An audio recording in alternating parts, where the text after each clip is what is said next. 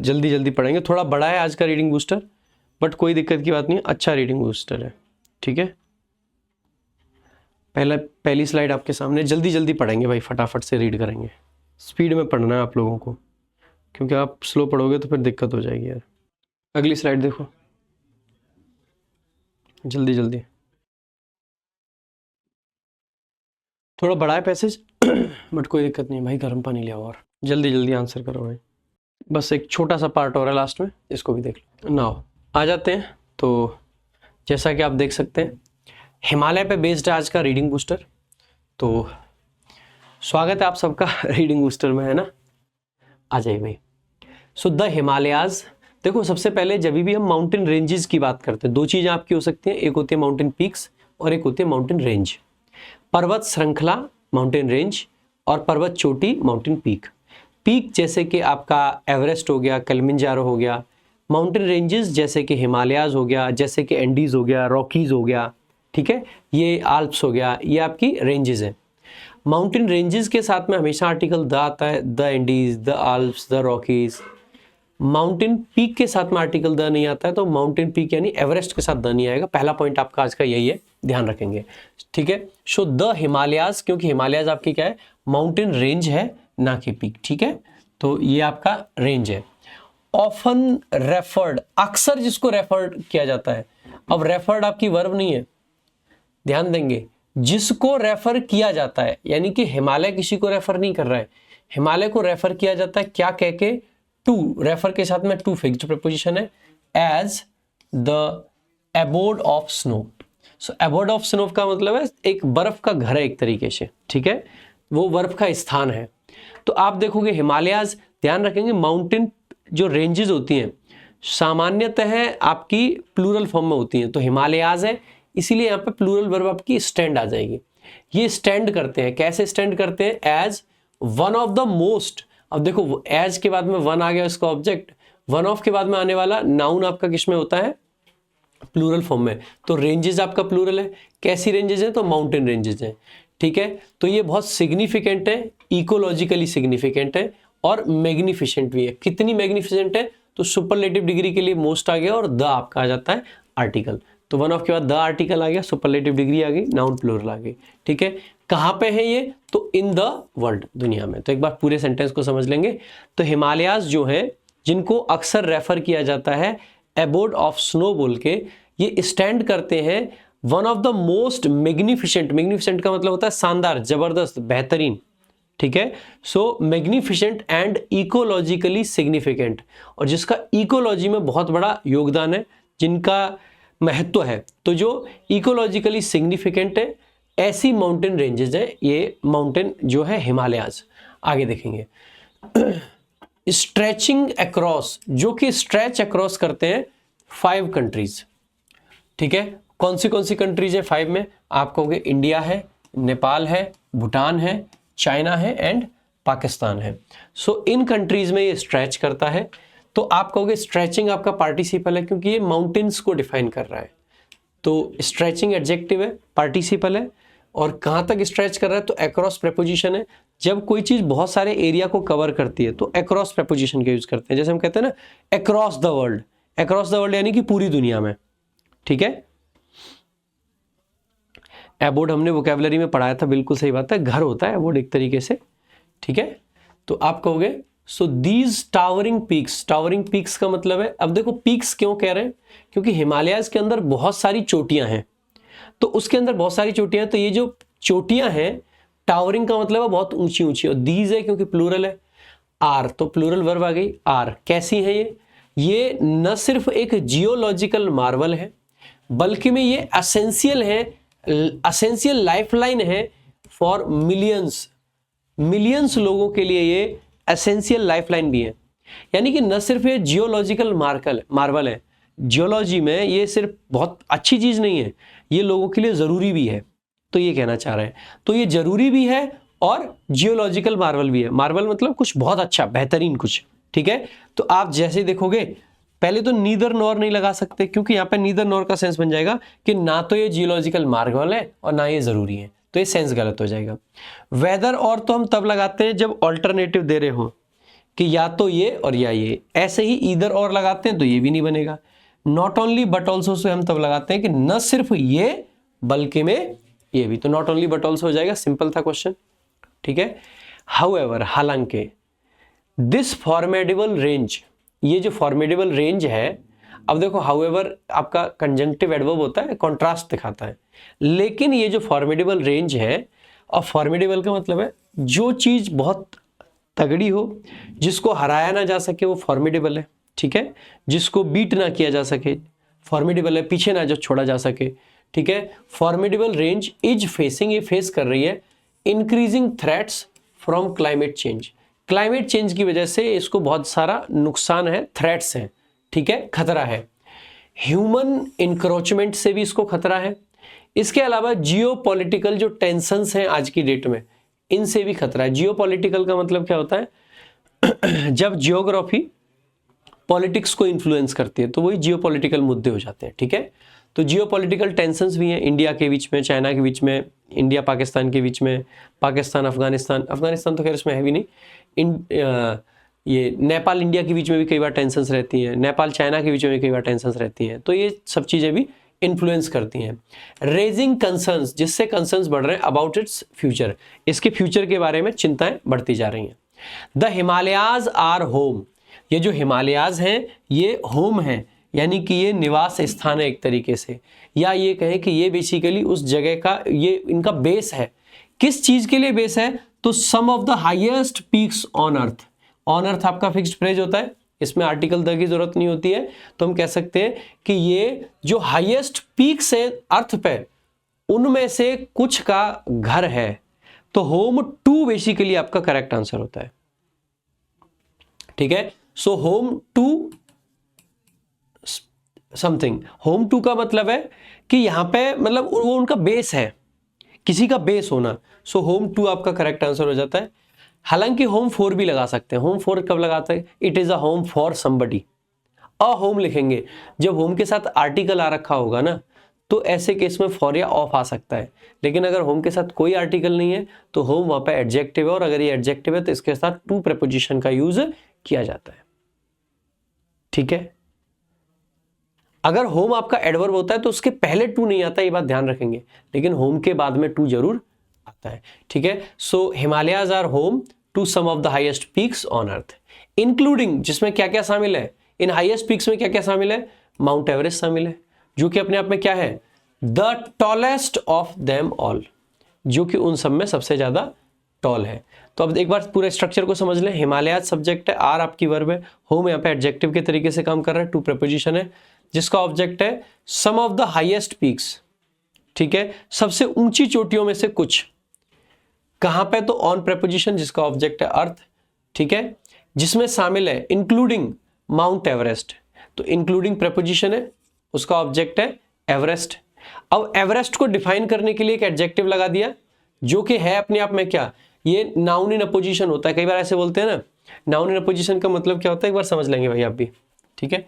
Noun in opposition या case in opposition बोल देते हैं इसको। जैसे मैंने लिखा ना, राधिका इज ब्यूटिफुल, ठीक है, या Radhika is my friend, Radhika मेरी दोस्त है, ठीक है। अब अगर मैं ये कहना चाहूं कि राधिका जो कि बहुत सुंदर है, राधिका, अब राधिका के बारे में कुछ जानकारी देनी है तो लिख सकता हूं the most beautiful girl, beautiful girl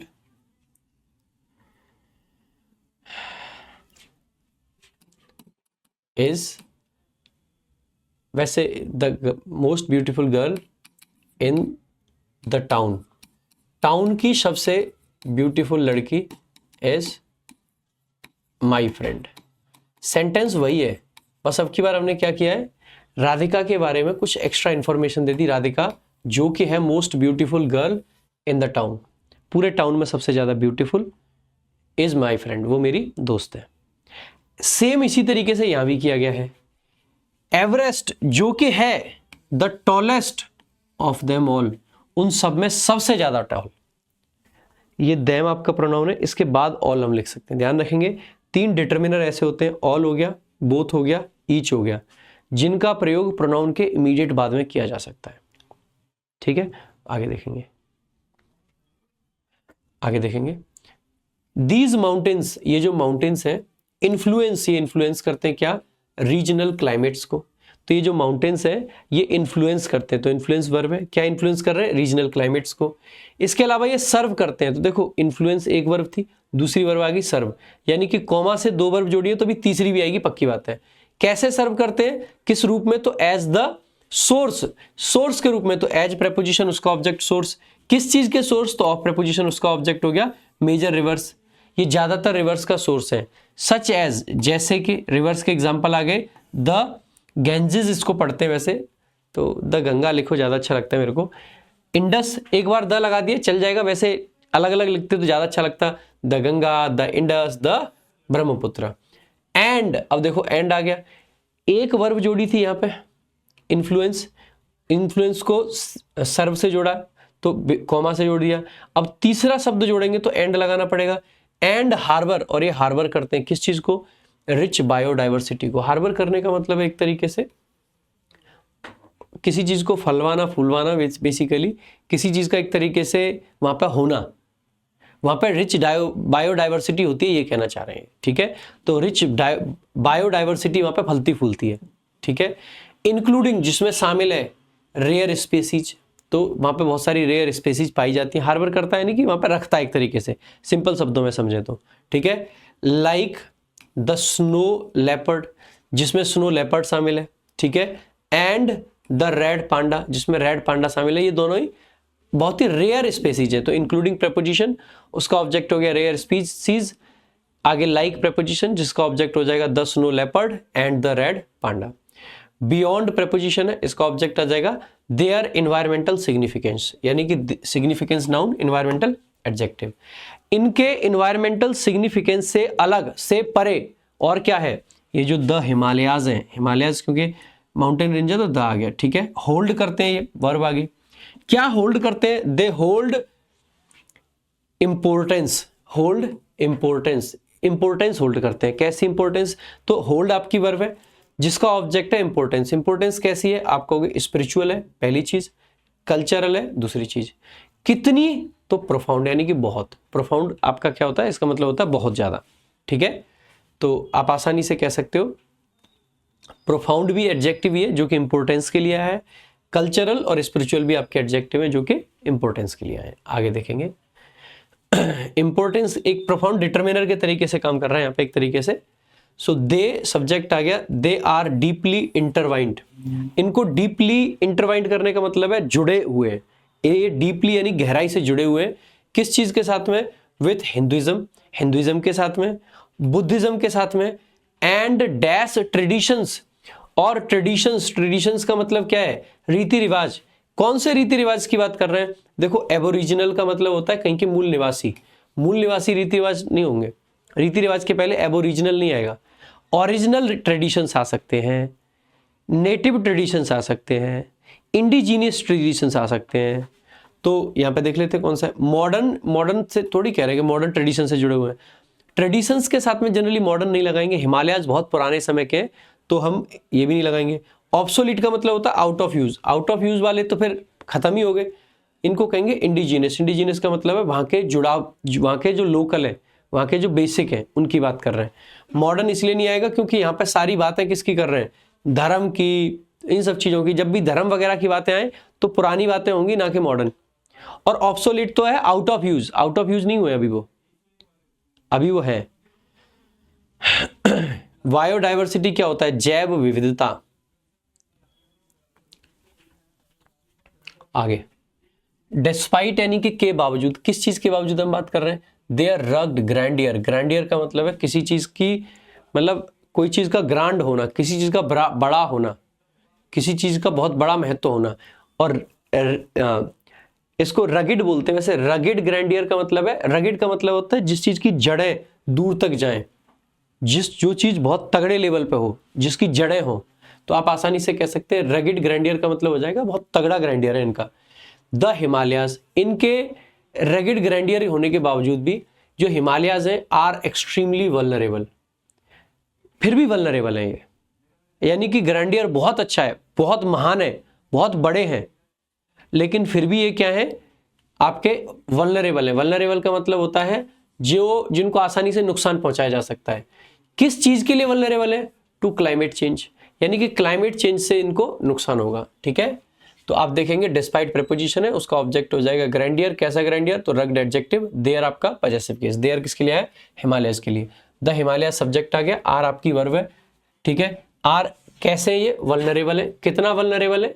extremely, तो एडजेक्टिव एडवर्ब। किस चीज के लिए? तो टू प्रीपोजिशन, उसका ऑब्जेक्ट हो जाएगा क्लाइमेट चेंज। ठीक है, देखो आप में से कुछ बच्चे बार बार कह रहे हैं कि सर इससे हमें क्या फायदा होगा जो आप पढ़ा रहे हो। बेटा क्यों नहीं होगा, कैसी बात कर रहे हो आप यार? इससे आपको पता है क्या क्या फायदा होगा जो मैं अभी पढ़ा रहा हूं।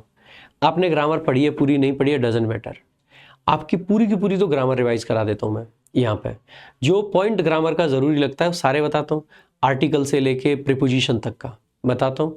आर्टिकल आ जाए, नाउन प्रोनाउन आ जाए, वो भी बता देता हूँ, प्रीपोजिशन भी बता देता हूँ, एडजेक्टिव वगैरह आ जाते हैं तो वो भी बता देता हूँ, कोई डिग्री वगैरह की बात आ जाए तो वो भी बता देता हूँ, कोई होमोनिम्स आ जाते हैं तो उसको भी बता देते हैं, है ना। कंजंक्शन वगैरह आ जाते हैं तो वो भी बता देते हैं कि कैसे कैसे किस चीज को किससे जोड़ा गया है।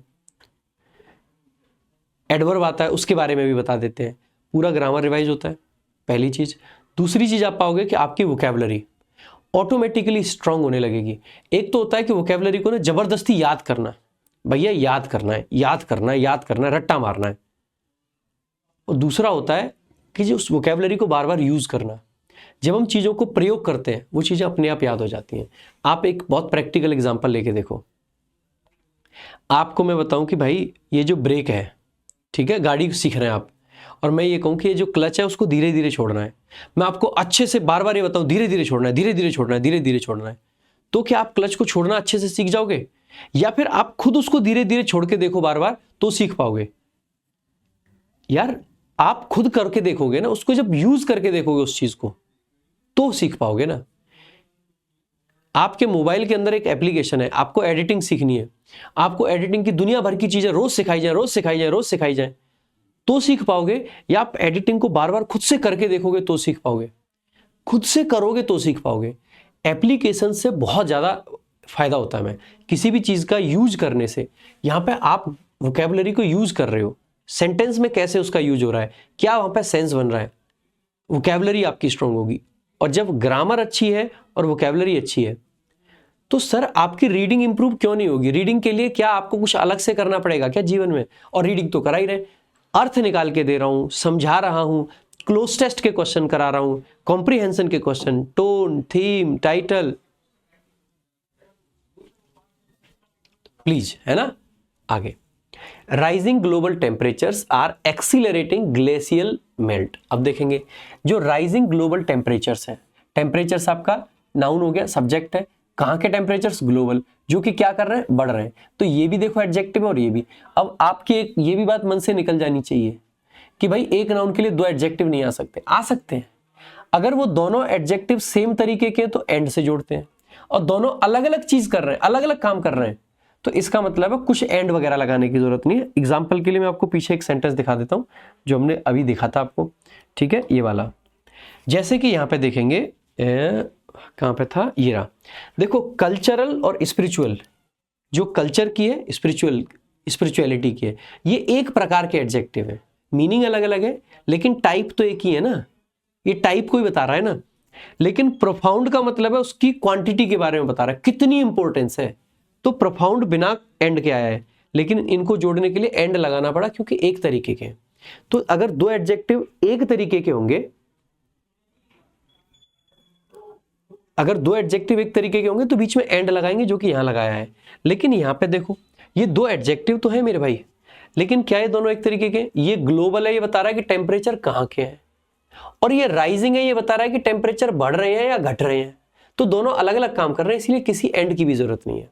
सो ग्लोबल टेम्परेचर्स बेसिकली कहां क्या कर रहे हैं? बढ़ रहे हैं। आर एक्सीलरेटिंग, मतलब ये एक्सीलरेट कर रहे हैं।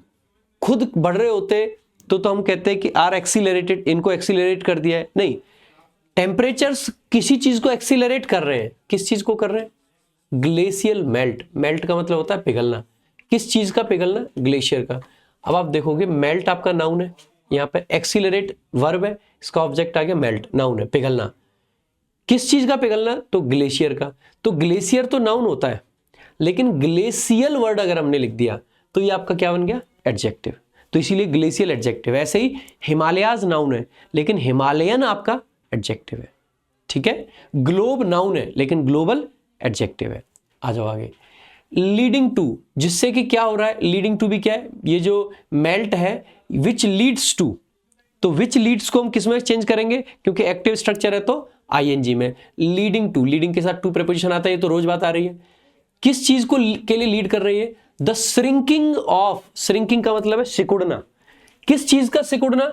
ऑफ ग्लेशियर्स, ग्लेशियर्स का सिकुड़ना। दैट फीड, ग्लेशियर्स जो कि फीड करते हैं, फीड करने का मतलब है जो कि एक तरीके से खाना पानी देते हैं। किसको फीड कर रहे हैं? एशियाज डैश रिवर्स, एशिया की रिवर्स को। अब देखो दैट रिलेटिव प्रोनाउन था, सब्जेक्ट का काम किया। फीड आपका वर्ब का काम कर रहा है। रिलेटिव प्रोनाउन या तो ऑब्जेक्ट होंगे या सब्जेक्ट होंगे। जब ऑब्जेक्ट होते हैं तो सामान्यतः ड्रॉप कर देते हैं, जब सब्जेक्ट होते हैं तो ड्रॉप नहीं होते हैं। जब सब्जेक्ट होंगे तो सिंगुलर वर्ब आएगी या प्लूरल, ये उस शब्द पर डिसाइड करेगा जिसके लिए आए हैं। कौन सी चीज फीड करती है? तो ग्लेशियर्स, ये प्लूरल है तो वर्ब आपकी प्लूरल आ गई। फीड क्योंकि प्रेजेंट में चल रहे हैं, V1 आपका प्लूरल का काम करती है। किसको फीड करते हैं? रिवर्स को। कहां की रिवर्स को? एशिया की। कैसी रिवर्स को? तो आप कहोगे सर यहाँ पे एडजेक्टिव चाहिए हमें। अब देख लेते हैं यहाँ पे। वाइटल का मतलब होता है इंपॉर्टेंट, जरूरी, तो आप कह सकते हो एशिया की जरूरी रिवर्स, ये आपका आंसर हो सकता है। बाकी और ऑप्शंस को देख लेते हैं। क्या रिवर्स के लिए सीरियस लिखोगे? है तो एडजेक्टिव, लेकिन सीरियस रिवर्स तो कोई सेंस नहीं बनेगा। एशिया की फेवरेट रिवर्स की बात कर रहे हैं, ये भी सेंस नहीं देगा कि फेवरेट। इंपोर्टेंस, देखो इंपॉर्टेंट होता तो बात बन जाती, लेकिन इंपॉर्टेंस एनसीई जो होता है वो आपका नाउन बनाता है, एंटी जो होता है वो आपका एडजेक्टिव बनाता है। ये तो नाउन है, हमें नाउन की जरूरत है एडजेक्टिव की, आप कहोगे एडजेक्टिव की। इसीलिए वाइटल का मतलब ही होता है इंपॉर्टेंट, वाइटल का मतलब होता है जरूरी, इंपॉर्टेंट, मैंडेटरी। ठीक है, सो वाइटल आपका करेक्ट आंसर हो जाएगा। एसेंशियल, ठीक है। सो वाइटल रिवर्स, वाइटल यानी कि इंपॉर्टेंट रिवर्स।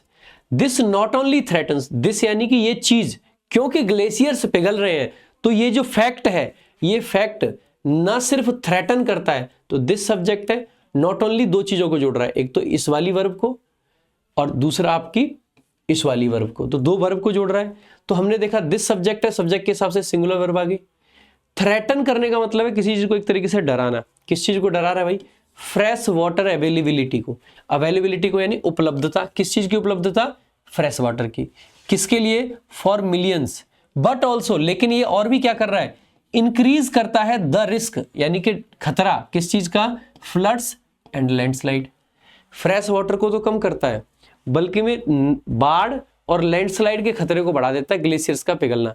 जब ग्लेशियर्स बड़ी मात्रा में पिघलते हैं तो लैंडस्लाइड अक्सर होता है। दूसरा, ग्लेशियर पिघलेंगे तो समुद्र तट का जो मतलब ग्लेशियर या बर्फ पिघलेगी तो पानी समुद्र में आएगा, नदियों में आएगा। नदियों में जब पानी बहुत बढ़ेगा तो जिससे बाढ़ आने की संभावना रहती है। ठीक है, तो बाढ़ आती है। तो यही है कहना चाह रहा है कि जैसे ही आपका बेसिकली क्या होगा कि इससे एक तो फ्रेश वाटर कम हो जाएगा क्योंकि ग्लेशियर पिघल रहे हैं, तो जो रिवर में ना रेगुलर पानी आता है जो कि सिंचाई के काम आ रहा है, सारी चीजों का काम आ रहा है, वो ना आके एक साथ पानी आ जाएगा। एक साथ वाला यूज भी नहीं कर पाएंगे और वो खराब भी हो जाएगा। ठीक है, तो आगे देखेंगे। तो आगे फ्यूचर के लिए पानी खत्म भी हो गया और अभी बाढ़ आ गई। ठीक है, आगे देखेंगे। द मेल्टिंग, किस चीज की मेल्टिंग? परमाफ्रॉस्ट। अब परमाफ्रॉस्ट की मेल्टिंग की बात कर रहे हैं। सेंटेंस का सब्जेक्ट है मेल्टिंग, किस चीज की? परमाफ्रॉस्ट। परमाफ्रॉस्ट क्या होता है?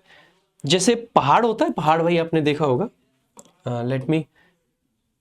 पर्वत जैसे होते हैं ना इस टाइप से, तो ये जो पर्वत का बेस होता है यहां पे, ऐसी बर्फ जो 2 साल से ज्यादा टाइम से जमी हुई है, मिनिमम 2 साल, हो सकता है 200 साल से जमी हुई हो, 300 साल से जमी हुई हो, 500 साल से जमी हुई हो, परमाफ्रॉस्ट बोलते हैं उसको। अब जैसे ही ये परमाफ्रॉस्ट मेल्ट होने लगता है, अब देखो जब बर्फ जम जाती है ना, तो बर्फ जब जमती है तो ये जकड़ती है।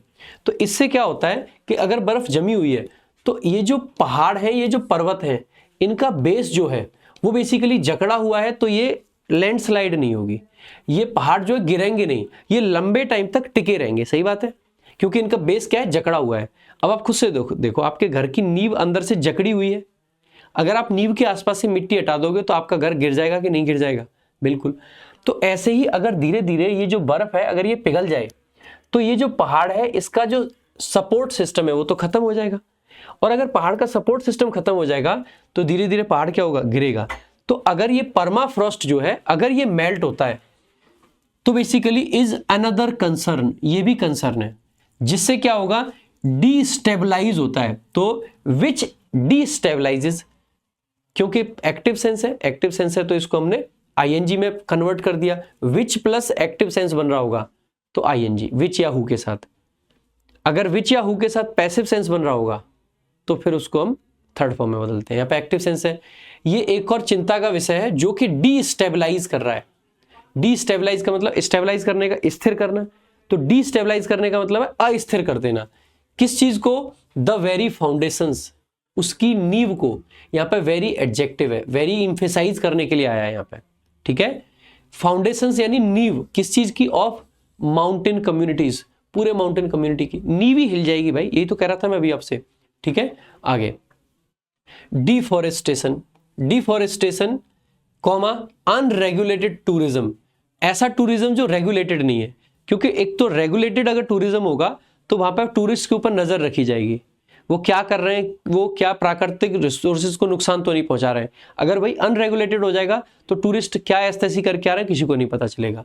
तो एक तो डिफॉरेस्टेशन यानी कि जो पेड़ों का काटे जाना, जंगलों का काटे जाना, प्लस में आपका अनरेगुलेटेड टूरिज्म, और इसके अलावा रैपिड अर्बनाइजेशन, जगह जगह हर चीज को शहर में बदला जा रहा है, रैपिड अर्बनाइजेशन। हैव फर्दर, इन्होंने फर्दर क्या किया है? एग्जैसरबेटेड।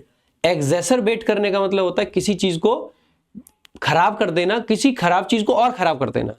इन्होंने एग्जैसरबेट कर दिया है किस चीज को? द फ्रेजिलिटी, फ्रेजिलिटी का मतलब है उनकी नाजुकता को, ठीक है। तो उनकी नाजुकता को और बढ़ा दिया है, किस चीज की? Of the dash ecosystem. भाई इकोसिस्टम आपका नाउन है तो यहां पे हमें क्या चाहिए? एडजेक्टिव चाहिए। हिमालयाज तो नाउन है, हिमालय पे एपोस्ट्रोफी तो नहीं लगाएंगे क्योंकि पूरा हिमालय आप पे लगी होती, मतलब एस के बाद लगता तो सोचते भी, ये तो नहीं होगा। हिमालयंस एडजेक्टिव पे एपोस्ट्रोफी नहीं लगता है, हिमालयन आपका एडजेक्टिव है, ये करेक्ट आंसर हो जाएगा, ठीक है। सो हिमालयन इकोसिस्टम को बेसिकली, हिमालयन इकोसिस्टम की जो फ्रेजिलिटी है, जो नाजुकता है, उसको और खराब कर दिया किसने? डिफॉरेस्टेशन ने, यानी जो पेड़ कटते हैं उनसे, अनरेगुलेटेड टूरिज्म और रैपिड अर्बनाइजेशन ने। ओवर ग्रेजिंग, जरूरत से ज्यादा जो ग्रेजिंग होती है, जो चराते हैं, जो चारागाह बना रखे हैं, जैसे चारा कटता है, ओवर ग्रेजिंग हो गई यानी जरूरत से ज्यादा। इलीगल लॉगिंग हो गई, एंड पोल्यूशन, लॉगिंग यानी लकड़ी की बात कर रहे हैं, यहां से लकड़ी वगैरह काट ले जाते हैं जो, ठीक है, इलीगली जो होती है, ठीक है। एंड अनप्लान्ड डेवलपमेंट, सो क्या क्या हो गया? मतलब ओवर ग्रेजिंग, इलीगल लॉगिंग और पोल्यूशन किस चीज से हो रहे हैं? जो कि अनप्लान्ड डेवलपमेंट से हो रहे हैं। आर डिसरप्टिंग, ये डिसरप्ट कर रहे हैं, किसको डिसरप्ट कर रहे हैं? बायोडाइवर्सिटी यानी कि जैव विविधता। एंड एक्सीलरेटिंग, और ये एक्सीलरेट कर रहे हैं यानी कि स्पीड को बढ़ा रहे हैं, किस चीज की स्पीड को? सॉइल इरोजन, सॉइल का इरोड होना यानी कि ढहना, सॉइल का, मिट्टी के ढहने को और बढ़ा रहे हैं। द एक्सपेंशन, किसी चीज के एक्सपेंशन की बात कर रहे हैं, किसका? Of highways and infrastructure, infrastructure projects का। दो एसेंशियल, बेशक ये जरूरी है, किसके लिए? कनेक्टिविटी के लिए। यहां से सेंटेंस को देखेंगे, एक्सपेंशन किसका? हाईवेज का और इंफ्रास्ट्रक्चर प्रोजेक्ट्स का। बेशक, दो यानी कि बेशक ये एसेंशियल है कनेक्टिविटी के लिए। ये दो जो यहाँ पे एडवर्ब का काम कर रहा है, सामान्यतः कंजंक्शन होता है, हालांकि एडवर्ब भी होता है, तो यहाँ पे दो कंजंक्शन का काम नहीं कर रहा है, एडवर्ब है, ये एसेंशियल को इंफेसाइज कर रहा है। बेशक एसेंशियल है, किस चीज के लिए एसेंशियल है? कनेक्टिविटी के लिए। तो सेंटेंस का सब्जेक्ट एक्सपेंशन है, ऑफ प्रेपोजिशन है, जिसका ऑब्जेक्ट है हाईवेज एंड इंफ्रास्ट्रक्चर प्रोजेक्ट्स। बेशक जो कि एसेंशियल है, इनको इंफेसाइज मतलब इनके बारे में डिफाइन करने के लिए एक एडजेक्टिव फ्रेज लगा दिया है। ऑफन यानी कि अक्सर, कम्स क्योंकि एक्सपेंशन आपका सिंगुलर सब्जेक्ट है तो सिंगुलर वर्ब आ गई कम्स। किस चीज पे आते हैं? तो at the dash of environmental stability. तो कॉस्ट कहते हैं एट द कॉस्ट ऑफ, किस, आखिर कीमत क्या है? So at the cost of. Price तो भाई वो होता है किस चीज का मूल्य कितना है, इस मूल्य पे नहीं आते हैं, वर्थ पे भी नहीं और वैल्यू पे भी नहीं, ठीक है। एट द कॉस्ट ऑफ, जो हमारा नुकसान होता है वो हमारी कॉस्ट होती है, ठीक है। सो हमारी कॉस्ट होती है। कहाँ पे आर क्यों आया भाई, ऐसे बताओगे तो समझ नहीं आएगा कि आर क्यों आया है, कौन सी जगह पे आर आया है, मुझे एक बार क्लियर बता दो तो मैं एक्सप्लेन कर दूंगा। आर देखो, एक तो यहां आया है, हिमालयाज प्लूरल है तो आर आ गया, ठीक है। और तो आर मुझे कहीं दिख नहीं रहा है, ठीक है। अच्छा ये वाला आर क्यों आया है बेटा, देखो ओवरग्रेजिंग एक चीज, इलीगल लॉगिंग दूसरी चीज, पॉल्यूशन तीसरी चीज, ये तीनों क्या बने, सब्जेक्ट। अगर ये सब्जेक्ट है तो ये तीनों मिलके क्या कर रहे हैं, डिसरप्ट कर रहे हैं, तो प्लूरल फॉर्म रखिए, ठीक है। इन्वायरमेंटल स्टेबिलिटी की कॉस्ट पे आते हैं। स्टेबिलिटी खत्म होती है तो उसकी कॉस्ट यही है, ठीक है। आगे देखेंगे भाई, थोड़ा सा और है, बस जल्दी जल्दी कर लेते हैं थोड़ा, ठीक है। आगे देखेंगे। द हिमालयाज, जो हिमालयाज है, are not just a natural wonder, वो न सिर्फ एक नेचुरल वंडर है बट ऑल्सो, लेकिन अ पॉलिटिकली सेंसिटिव रीजन भी है ये जो हिमालयाज है।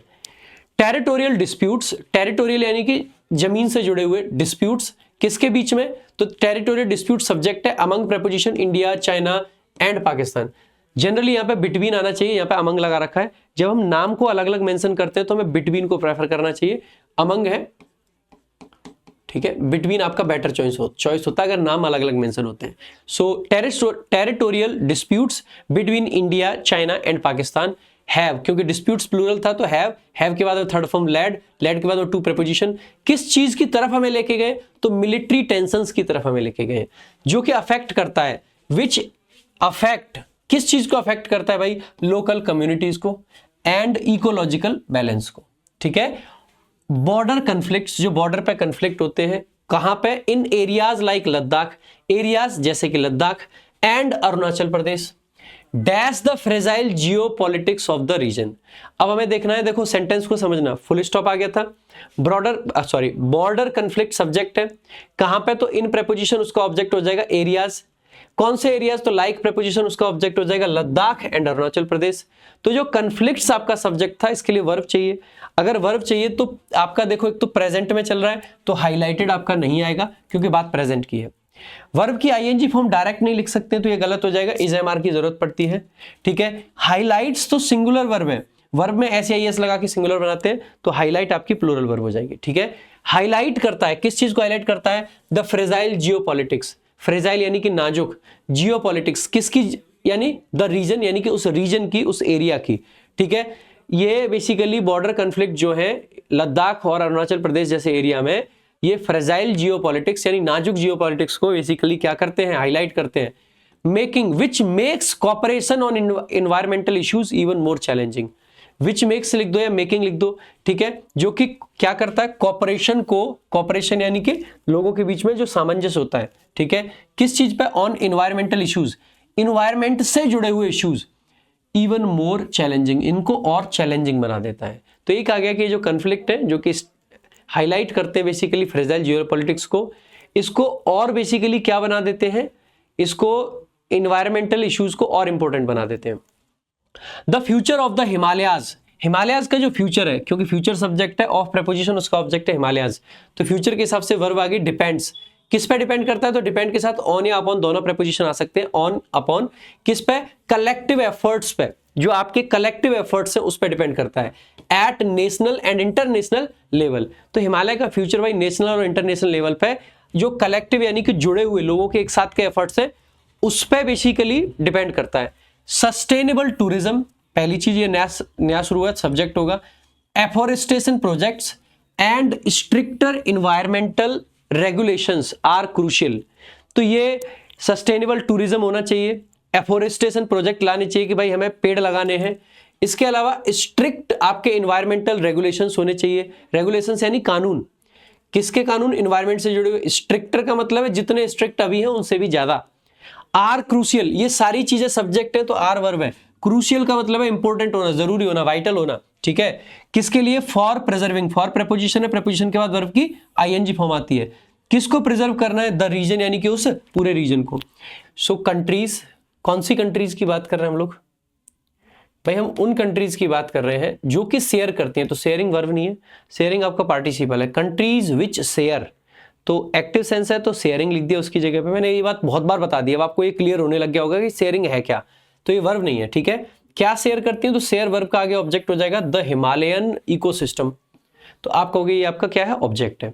अब यहाँ पे आपकी वर्ब क्या आ जाएगी, मस्ट। तो सब्जेक्ट क्या था, कंट्रीज। अब देखो ये तो मस्ट वर्ब है, तो कोई फर्क नहीं पड़ा सिंगुलर प्लूरल का। यहीं पे अगर आपकी कोई प्रेजेंट की वर्ब आती तो आपको समझ आता कि ये कितनी वैल्यू है। काफी सारे बच्चे क्या समझेंगे कि हिमालयन इकोसिस्टम आपका सब्जेक्ट है, नहीं, वो तो इस शेयर वर्ब का है। शेयर जो कि यहाँ पे अपने आप में वर्ब का काम नहीं कर रही है, पार्टिसिपल है, लेकिन बना तो वर्ब से, और क्योंकि वर्ब से बना है तो ये अपना ऑब्जेक्ट ले सकता है, ठीक है। सो मस्ट प्रायोरिटाइज, उनको प्रायोरिटाइज करना पड़ेगा, यानी कि प्रायोरिटी देनी पड़ेगी। भाई किस चीज को वरीयता आपको देनी है, किस चीज को, ट्रांस बाउंड्री कॉपरेशन। सो ट्रांस बाउंड्री का मतलब है एक बाउंड्री से दूसरे बाउंड्री तक, ठीक है, यानी कि जो एक से दूसरे तक जाए, एक देश से दूसरे देश तक। टू कॉम्बैट, किस लिए, वाई, क्यों, तो पर्पस को बताने के लिए 2+1, टू कॉम्बैट, क्या कॉम्बैट करना है, क्लाइमेट चेंज, क्लाइमेट चेंज को कॉम्बैट करने के लिए। कॉमा, मैनेज करना है, क्या मैनेज करना है, वाटर रिसोर्स। अब देखो क्योंकि इन्फिनिटिव्स को जोड़ा जा रहा है तो इन्फिनिटिव में एक बार टू लिख दीजिए, दोबारा से टू लिखने की जरूरत नहीं है। तो यहाँ पे कायदे से टू मैनेज का सेंस है ये, टू मैनेज वाटर रिसोर्सेज, लेकिन टू पहले आ रखा है तो बिना टू के लिख दिया है। एंड प्रोटेक्ट, और प्रोटेक्ट करना किस चीज को, बायोडाइवर्सिटी को। डैश, लोकल कम्युनिटीज, जो लोकल कम्युनिटीज हैं, who have coexisted within with these mountains for centuries. Local communities जो इन माउंटेन्स में सेंचुरीज से रह रहे हैं, must be involve in conservation strategies, उनको भी कंजर्वेशन स्ट्रेटजीज में इंश्योर मतलब इन्वॉल्व होना चाहिए। अब आप कहोगे यहाँ पे भी कॉपरेशन की बात कर रहे थे, यहाँ पे भी इन्वॉल्वमेंट की बात कर रहे हैं, तो कुछ एडिशनल बातें कर रहे हैं। अब अगर आप ऑप्शन देखोगे, ऑन द अदर हैंड, तो आपका क्या दिखाता है, कॉन्ट्रास्ट दिखाता है, ये नहीं बनेगा। हाउएवर क्या दिखाता है, कॉन्ट्रास्ट दिखाता है, ये भी नहीं बनेगा। एडिशनली आपका एडिशन को दिखाता है और एंड भी एडिशन को दिखाता है, लेकिन क्योंकि यहाँ पे फुल स्टॉप आ रखा है, फुल स्टॉप के जस्ट बाद में एंड लगाने का कोई सेंस नहीं है, तो इसलिए क्या लगा देंगे, एडिशनली। इसके अतिरिक्त और क्या करना चाहिए कि जो लोकल कम्युनिटीज है, जो कि यहाँ पे सब्जेक्ट का काम कर रहा है, हु रिलेटिव प्रोनाउन है, हैव आपकी हेल्पिंग वर्ब है, कोएग्जिस्टेड, कोएग्जिस्ट का मतलब है एक साथ एग्जिस्ट करना। कहां पे कोएग्जिस्ट करा है, with these mountains, in mountains के साथ में, कितने टाइम के लिए, फॉर सेंचुरीज, कई 100 सालों के लिए। मस्ट बी इन्वॉल्व, इनको भी इन्वॉल्व होना चाहिए, ये सब्जेक्ट था इसके लिए वर्ब भी है, इनको भी इन्वॉल्व होना चाहिए। किस चीज में, इन कंजर्वेशन स्ट्रेटजीज। कंजर्वेशन की जो स्ट्रेटजीज है किस लिए बनाई गई हैं, टू इंश्योर, इंश्योर करने के लिए। क्या इंश्योर करना है मेरे भाई, डेवलपमेंट। कैसा डेवलपमेंट, जो सस्टेनेबल हो, लंबे टाइम तक चल पाए। आगे देखेंगे, the Himalayas have stood tall for millions of years, जो हिमालयाज हैं वो स्टूड टॉल रहे हैं मिलियंस ऑफ ईयर्स के लिए। शेपिंग सिविलाइजेशंस एंड इकोसिस्टम्स, जिससे कि शेप करते हैं, ये शेप मतलब विच शेप्स सिविलाइजेशंस एंड इकोसिस्टम्स, या हम कह सकते हैं विच, यानी अगर हिमालयाज के लिए मान के चल रहे हैं, so which shape civilisations and ecosystems, ठीक है। हाउएवर, हालांकि, the present challenges threaten their stability, जो प्रेजेंट के चैलेंजेस हैं वो थ्रेटन करते हैं, डराते हैं उनकी स्टेबिलिटी को, and the wellbeing of those, और उन लोगों की वेलबींग को, हु डिपेंड ऑन देम, जो कि उन पे डिपेंड करते हैं। Only through urgent and coordinated action. अब देखो यहां से सेंटेंस को देखेंगे, ओनली सेंटेंस के शुरुआत में आ गया, ओनली के साथ में आ गया through urgent and coordinated action. जब भी ओनली प्लस में एक एडवर्ब फ्रेज आता है, एडवर्ब फ्रेज में क्या हो सकता है, प्रीपोजिशन और उसका ऑब्जेक्ट। तो अगर सेंटेंस के स्टार्टिंग में ओनली आ जाए, उसके साथ में प्रीपोजिशन आ जाए और उसका ऑब्जेक्ट आ जाए, तो फिर हेल्पिंग वर्ब का प्रयोग सब्जेक्ट से पहले करते हैं, क्योंकि यहाँ पे पार्शियल इन्वर्जन लगता है। अगर आपने इन्वर्जन चैप्टर मेरे से पढ़ा है तो आपने पाया होगा कि ओनली प्लस में कोई भी फ्रेज अगर आ जाता है सेंटेंस के शुरुआत में, तो हेल्पिंग वर्ब का प्रयोग सब्जेक्ट से पहले करते हैं। अगर सिर्फ सब्जेक्ट के पहले अकेला ओनली आ जाए, ओनली राधिका केम, तो ये तो बात अलग है, ये क्योंकि ये तो सब्जेक्ट के लिए ही ओनली आया है।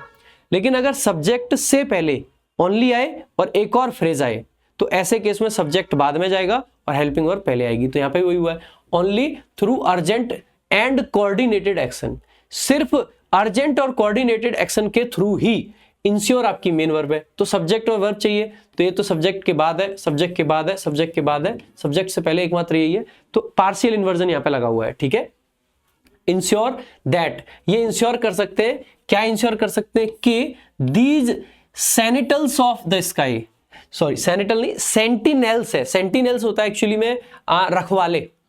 These sentinels of the sky, जो आसमान के रखवाले हैं, कंटिन्यू करें टू इंस्पायर, इंस्पायर करने के लिए, एंड सस्टेन करें generations to come, generations to come के लिए, यानी कि जितना भी आगे हम बढ़ने वाले हैं तब तक ये सस्टेन करें। Now let's discuss some of the questions. तो पहला क्वेश्चन है, what is the tone of the passage. अब टोन ऑफ पैसेज में देखेंगे, देखो एक तो ह्यूमर बिल्कुल नहीं है, ये गलत हो जाता है। कैजुअल और कन्वर्जेशनल है, ऐसा नहीं कह सकते, कैजुअल नहीं है। अब दो है आपके पास में, एक है एनालिटिकल इन्फॉर्मेटिव, एक है पेसिमिस्टिक होपलेस। देखो कंसर्न्ड है, चिंता है, लेकिन सारी होप नहीं खोई है, तरीके बताएं कि क्या करना चाहिए। पेसिमिस्टिक का मतलब है ये होता है कि कुछ नहीं करेंगे, सब बर्बाद कर देंगे, ये हो जाएगा, वो पेसिमिस्टिक होती है। नहीं, आशा जरूर है, ठीक है, तो बी ऑप्शन। आगे देखेंगे, which of the following would be the most suitable alternative title for the passage. Passage का टाइटल क्या हो सकता है? तो इकोनॉमिक पोटेंशियल की बात कर रहे हैं, नहीं, चिंताएं जाहिर करी हैं। ग्लोरियस पीक्स की बात कर रहे हैं, नहीं, चिंताएं जाहिर की हैं। The Himalayas, challenges and conservation, ये आपका करेक्ट आंसर की पैराडाइज है, बट उसके क्या चिंताएं हैं उनकी बात करिए। नेक्स्ट अगला आपका जो क्वेश्चन है, that is question number 3, what best describes the structure of the passage. Structure कैसा रहा है? सो क्रोनोलॉजी है, नहीं, टाइम की तो बात ही नहीं है, तो क्रोनोलॉजी नहीं होगी। Comparison between past and present है, बिल्कुल भी नहीं। प्रॉब्लम सोल्यूशन है, पहले प्रॉब्लम बता रहे हैं, उसके सॉल्यूशंस क्या हो सकते हैं ये बता रहे हैं, बिल्कुल सही बात है।